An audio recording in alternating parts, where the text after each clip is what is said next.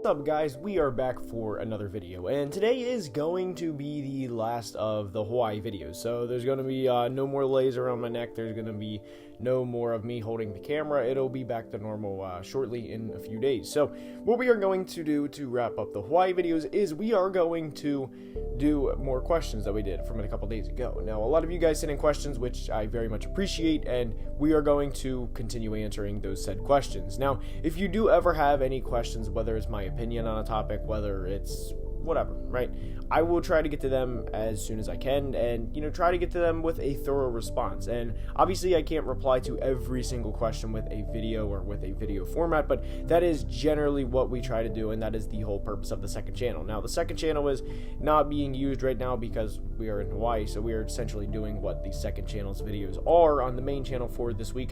But again, back to next week, and then we will be back to reality, and the second channel's videos will be back. So anyways, before we dive into the questions that you guys send in, please like the video and subscribe to the channel, as each only take a second to do, and it would be very much appreciated.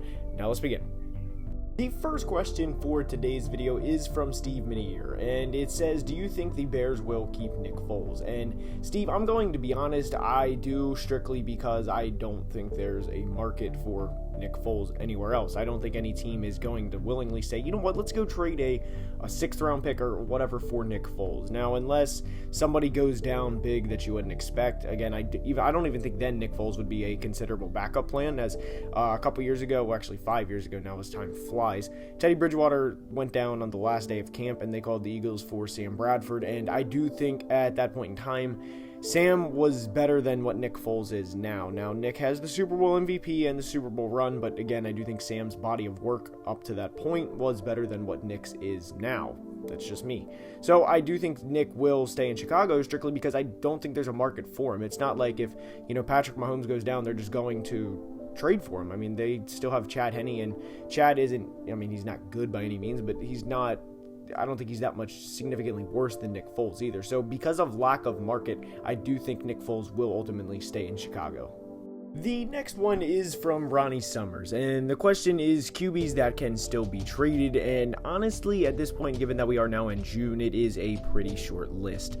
We still don't know the Deshaun Watson situation, and I'm not obviously in the legal field, but what I'm going to say is I'm assuming he's going to come back and play in the NFL at some point if something has not been done. So Deshaun Watson, in my opinion right now, could still be traded, and Aaron Rodgers, as we know, definitely can still be traded. He has obviously expressed how much he wants out of Green Bay and the displeasure with the organization, and really I don't blame him, given that we know that they never really informed him they were taking Jordan Love, and that's really the worst thing the Packers organization could have done to Aaron Rodgers is, they could have at least called him, acknowledged it, and said, hey, Aaron, you're 36, we're going to take Jordan Love because we don't know the future with you, and we don't want to go through uncharted waters if you start to decline. And quite honestly, it wouldn't have been a bad decision. So Aaron Rodgers, the bad decision wouldn't have been to tell Aaron Rodgers, by the way. Aaron Rodgers can still be traded, and so can Deshaun. Now, will either of them is another question, but those two are the big ones, and those two are pretty good players in terms of the NFL and really how the league shapes in terms of the rest of the 2021 season and how the league will moving forward. The next question is from Hoop and Harm, and the question is, what are your thoughts on all three wildcard teams in the NFC coming out of the West? And I'm going to be honest, I don't think that's going to happen. I've said a lot of times now that I think the division is they're all going to beat up on each other over the course of the year, and at some point, one of the heavyweights, if you will fall. And I like Russell Wilson and DK Metcalf a lot, but I am not the biggest fan of the Seahawks roster. And aside from a couple players, I don't think they're that good of a football team. Now, granted, Russell Wilson makes a world of difference, but aside from him and, like I said, a few other players, I don't think they're that good. Now, do I think they're going to be a bottom 9 seed in the NFC in the 2021 season is another thing, and that's going to be tough. But to answer this question bluntly, I do not think all three wildcard teams will come from the NFC West. The Vikings and the Packers are both going to be good, and honestly, the football team is going to be good, and of course, the Cowboys are what we would assume to be, are going to be back with Dak being fully healthy. So, to answer that question, I do not think all three will come from the NFC West, but on the same side of the coin with this question, Hoop, I would not be surprised if 2 of the 3 come from the NFC West. The next question is, do you think all 4 AFC teams from the AFC West can make the playoffs? I personally think there is, if Denver figures out their quarterback situation. And I'm going to be honest, I would be surprised if more than 2 teams from this division make the AFC West. But I will say there is an asterisk next to this because Aaron Rodgers, as I make this video, is not a member of the Denver Broncos.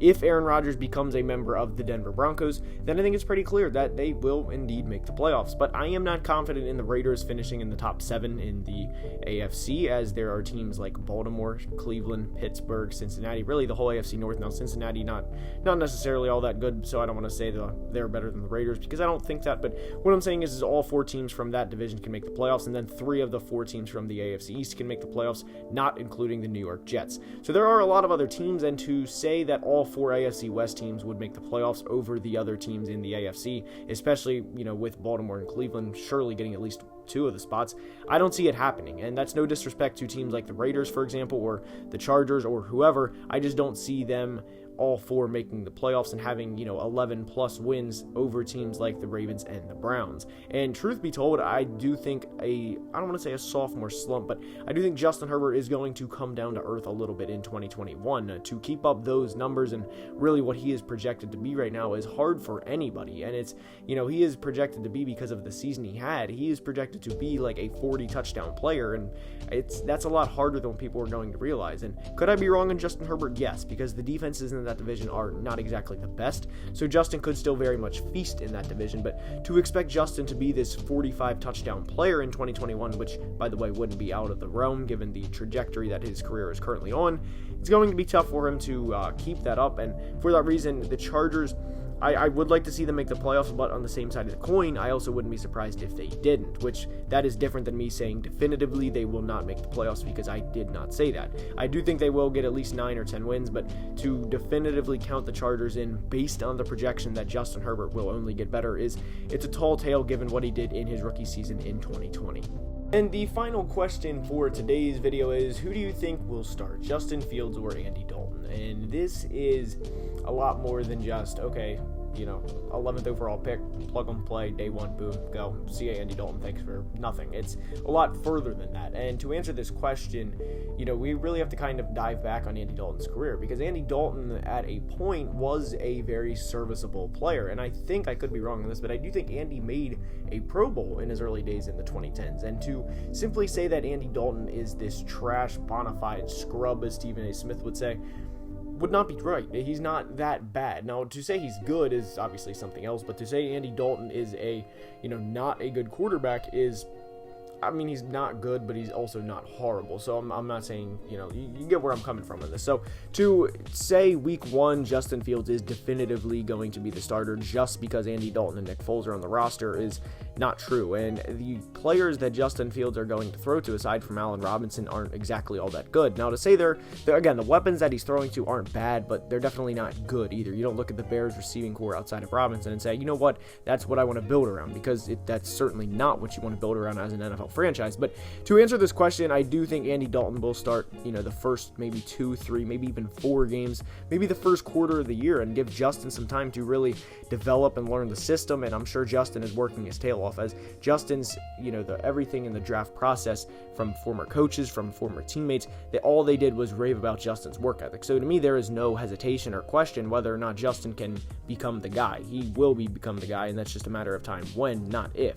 Justin's work ethic is off the charts, so obviously Justin will get a chance at some point, and also he is a first-round pick, so first-round picks always get a chance over a veteran at some point. It's pretty much just a matter of a ticking time bomb for Andy Dalton, but I do think that Justin will be starting by week 5 of the 2021 NFL season to fully answer this question. And anyways, that is all I have for today's video. I hope you enjoyed. If you did, please like the video and subscribe to the channel. And as we get back from Hawaii, please comment any video topics that you guys would want to listen to. Any video topics are always welcomed, and we are going to be doing film breakdowns, NFL film breakdowns soon. So anyways, I hope you guys are looking forward to that. Let me know what you guys think, and until next time, have a great day. Love you guys. Deuces. Peace.